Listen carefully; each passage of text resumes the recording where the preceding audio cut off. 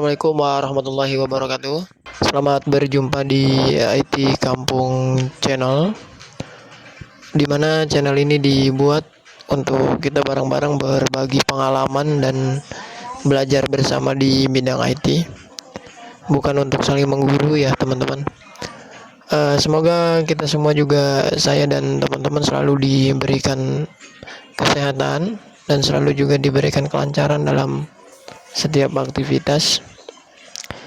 Dan untuk teman-teman yang baru nonton video ini atau yang baru bergabung di IT Kampung Channel, bisa dukung channel ini dengan like, subscribe, dan aktifkan juga notifikasinya agar selalu mendapatkan update video-video terbaru dari IT Kampung Channel. Oke, pada kesempatan kali ini saya coba bahas tentang jaringan nirkabel ya. Jadi belajar jaringan nirkabel ini kita belajar bareng-bareng aja. Mungkin banyak juga yang sudah paham, yang sudah familiar dengan jaringan nirkabel atau yang sering disebut wireless. Tapi masih banyak juga yang bertanya-tanya, apa sih jaringan nirkabel itu? Terus bagaimana implementasinya di lapangan, topologinya seperti apa? Nah, itu nanti saya bahas ya. Nanti saya bahas di video-video selanjutnya. Jadi untuk belajar jaringan nirkabel ini saya bikin beberapa part video. Nah, untuk di part pertama kita bahas dulu tentang pengertiannya dulu ya. Jadi biar teman-teman bisa tahu semua apa sih sebenarnya jaringan nirkabel itu dan supporting atau pendukung-pendukungnya yang dibutuhkan untuk mengimplementasikannya apa gitu. Nah, ini pengertiannya ya, pengertian jaringan nirkabel. Nah, jaringan nirkabel itu adalah sebuah teknologi yang dapat menghubungkan dua atau lebih perangkat untuk berkomunikasi tanpa harus menggunakan kabel dalam transmisi data ya. Jadi bisa beberapa perangkat terkoneksi dalam satu jaringan namun tanpa menggunakan tanpa menggunakan kabel ya, tanpa menggunakan kabel untuk mengirimkan datanya.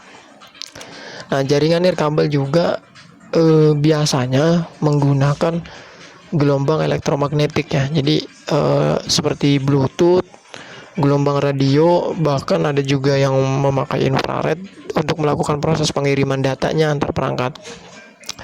Jadi sama sekali full tidak menggunakan kabel ya, namanya juga nirkabel, tanpa kabel. Nah, untuk jenis-jenisnya sendiri, jaringan nirkabel itu kan ada beberapa jenis ya. Nanti di sini saya contohkan ada wireless personal area network atau WPAN.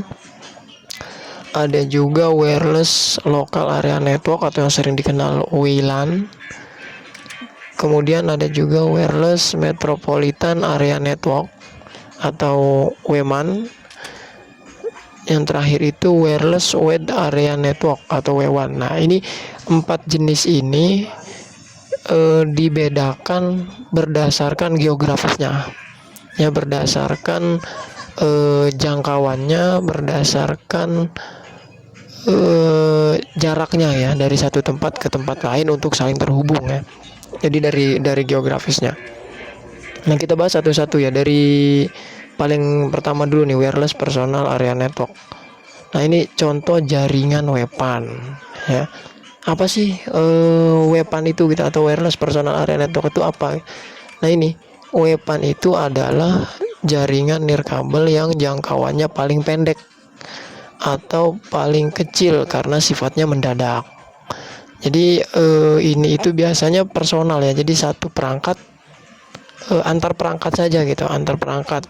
Contohnya seperti apa? Nah, begini, personal area network. Jadi dari laptop pakai wireless dia bisa terhubung ke handphone, dia bisa terhubung ke mouse, dia juga bisa terhubung ke headset, ke printer.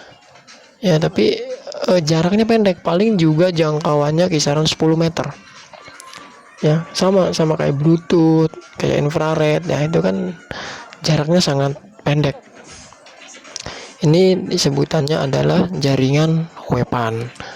Nah, kemudian ada juga jaringan WLAN, Wireless Local Area Network.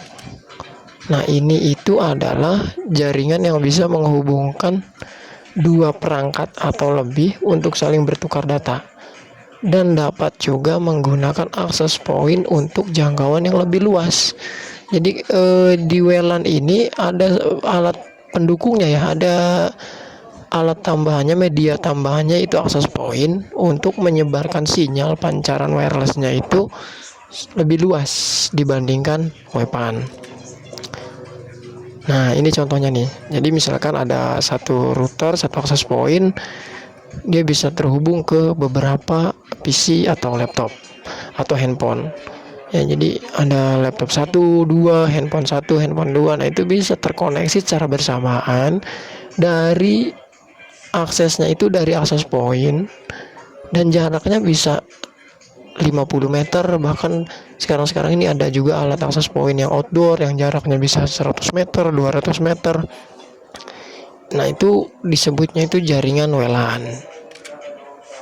Kemudian ada juga jaringan WMAN ya, Wireless Metropolitan Area Network. Nah, ini adalah jaringan yang bisa menghubungkan beberapa titik pada satu wilayah metropolitan. Misalkan gedung kantor A dengan gedung kantor B itu dihubungkan. Nah, itu menggunakan sistemnya itu, contoh jaringannya itu menggunakan WMAN, Wireless Metropolitan Area Network. Bahkan bisa juga digunakan untuk menjangkau satu kota sekaligus, karena ini jangkauannya lebih luas dibandingkan WLAN. Nah, ini contohnya nih, misalkan dari base station ya, atau pemancar induknya kita sebarkan ke Soho customer, ke residential customer ya, ke gedung-gedung klien gitu. Terus bisa satu kota bisa terhubung. Jadi jaraknya juga menyesuaikan dengan akses pointnya ya, dengan base stationnya, seberapa jauh bisa terkoneksi dengan klien-klien di satu kota tersebut. Nah, yang terakhir itu ada contoh jaringan W1 atau Wireless Wide Area Network. Ini itu jaringan yang paling jauh ya, jaringan yang bisa digunakan oleh si pengguna agar terkoneksi baik ke jaringan pribadi ataupun jaringan publik dari jarak jauh.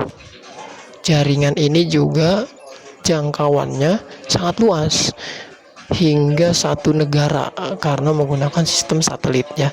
Jadi dia itu satu satelit. Biasanya kalau satelit ini tuh kan ada, ini nih contohnya nih, jaringan ini adalah 2G, 3G, 4G, 5G dan sebagainya. Nah, itu menggunakan sistem satelit. Jadi bisa mengcover satu negara. Ini sama sekali tanpa menggunakan kabel. Nah, ini contohnya nih, dari satelit dikirimkan ke repeater tower, bisa juga langsung ke mobile phone ya, bisa juga ke network TV ya kan. Jadi bisa satu negara, ini bisa luas sekali ini.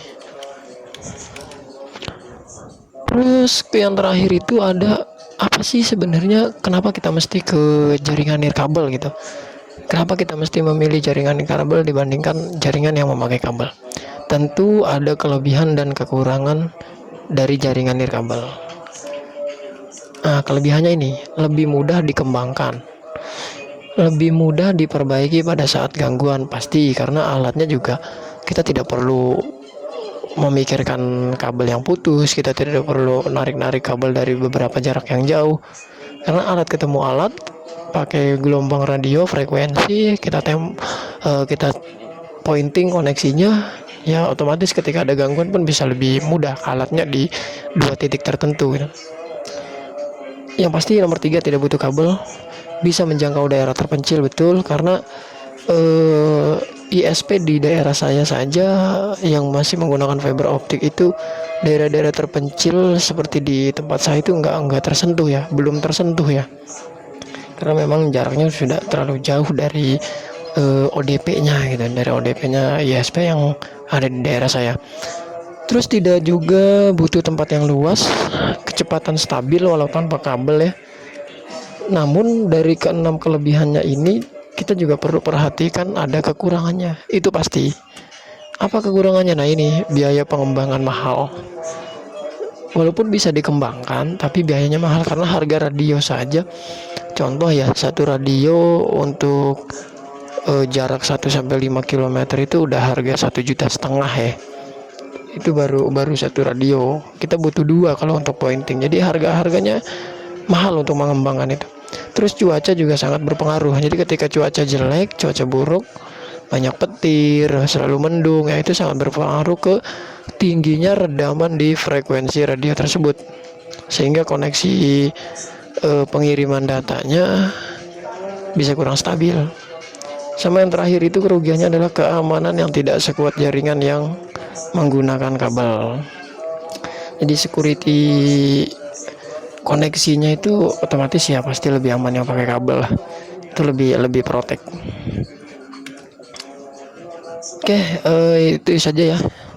Di pembahasan video part pertama ini kita belajar jaringan nirkabel. Nanti ada video-video selanjutnya yang mungkin saya akan bahas nanti terkait dengan topologi jaringan nirkabelnya sampai dengan mengimplementasikannya, mulai dari topologi, konfigurasi alatnya, pointingnya, ya dari nanti saya simulasikan dari titik A ke titik B sampai terimplementasi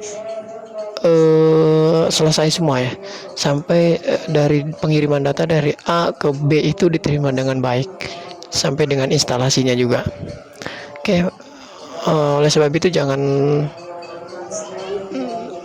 ragu-ragu ya, jangan ragu-ragu untuk terus dukung channel IT Kampung, sekali lagi dengan like, subscribe, dan aktifkan notifikasinya biar teman-teman semua bisa selalu update video-video terbaru dari IT Kampung Channel. Oke, terima kasih. Assalamualaikum warahmatullahi wabarakatuh.